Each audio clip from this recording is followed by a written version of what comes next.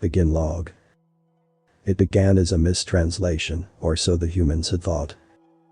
In the early years following establishment of communication between our species, one area quickly noticed and fixated on by the human historians was how complete and accurate our own historical records were, despite having comparable lifespans and quality of recording tools and methods during the development of our own civilization. The word that was mentioned again and again was witnessed, with an improbable number of accounts written from a first-hand perspective rather than retrospectively.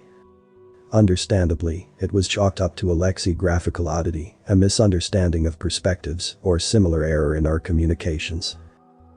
It was no error, and so the humans first learned of the lodestar initiative.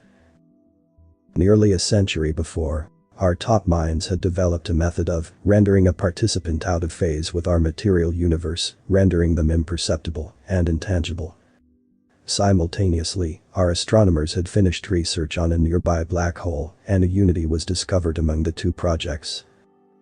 After some trial and error, a craft and a volunteer were sent to the black hole, protected from the ravages of its presence, thanks to their phasing, but allowing it to pull and propel them. The speed was sufficient to slingshot them through time, rather than just mere space, and into a lazy orbit around our planet, some hundreds of years previously. It was through these unseen visitors that we had mapped out our history, recorded it in excruciating detail, discovered hidden intricacies that had been lost to time and the decay of records. It was during this first presentation that one of the initial human researchers, Dr. Isaac Schultz, asked about dephasing while planet-side, and seemed surprised to learn that we had indeed experimented with that as well. However, we had found it to be dangerous in the extreme, with a quintet of phase scribes lost, before we had a better idea of what we were dealing with. No matter how small the thing, experiments found, a manifestation and modification could not pass unnoticed, with every change causing ripples to subsequent time. A gem flower plucked from a remote meadow, a single entry changed in a remote and disused scroll house record, a pinch of sand moved from one crimson beach to another. In these, the development of future centuries or millennia was changed enough that our physicists estimated that it results in a timeline splitting and the subsequent loss of the individual making the change. Something as seemingly minor as providing a scrap of food to the hungry could ripple into unknown temporal turbulences. It was up to philosophers to argue over if those unfortunate meddlers were destroyed outright by paradox, or if they had diverged enough from our timeline that the future they returned to would not be their own. But regardless, they were lost forever. So we were surprised that, in the wake of these dire warnings, Dr. Schultz immediately volunteered to help humans participate in the lodestar initiative. Thanks to the diligent work of him and hundreds of others, the delicate calculations and fluctuations to adjust to human physiology and a target of Earth instead of our own home planet were overcome in just under a decade.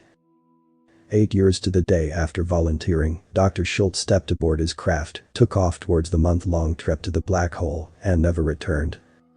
Months became years, but he was gone. However, in the wake of the doctor's disappearance, we were again surprised by a steady influx of human volunteers to continue in his footsteps and help continue the human participation in the initiative. Despite this optimism, we were met with a shocking failure as the second wave began making their voyages. No humans ever came back.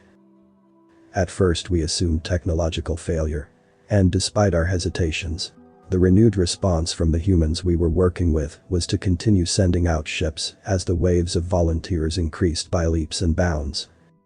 After thorough examination failed to turn up any physical problems, we consulted with a cadre of our psychologists that had begun to study humans to better understand this new species.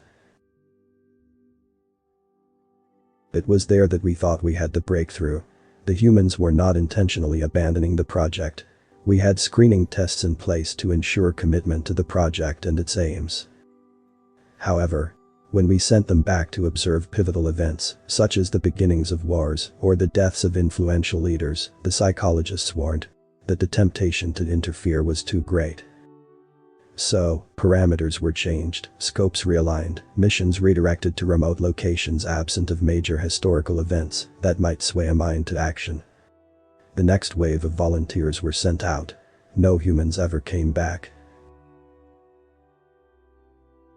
This time, we consulted with human psychologists and learned that our efforts were likely futile. It was a quirk of human nature that was preventing their return. You see, humans cannot stand idly by while others are in pain, in danger, in despair. Humans provide aid by reflex, unlike our kind, and will often seek out a wrong to correct, even if it puts them in peril. To ask a human to stay their hand from compassion is like asking them to cease breathing. Perhaps the volunteer explorer acted to prevent a genocide, stop a war, avert a famine. Or perhaps they provided a war meal for a night, showed love to an unloved child, saved an unlucky passerby from a premature end. They could not have had the knowledge that the person they were helping would live to do anything of historical note, that the selfless act they were performing would ever have an impact on history. And yet through their absence, we feel the everlasting consequence of their small kindness. We can never know with any certainty what changes have been made or how many multiverses have been splintered off by this altruism. It seems that no matter where, no matter when, humans will ensure that others have a future, even if it means they sacrifice their own. As I see the faces of each new human volunteer, warn them of the consequences of any intervention. I would like the record to show that two things are assured: humans never come back, and I have never once seen them regretted. End log. Author's name and the link to original text is in the description. Consider tapping the thumbs up and pressing the subscribe button if you enjoyed this video.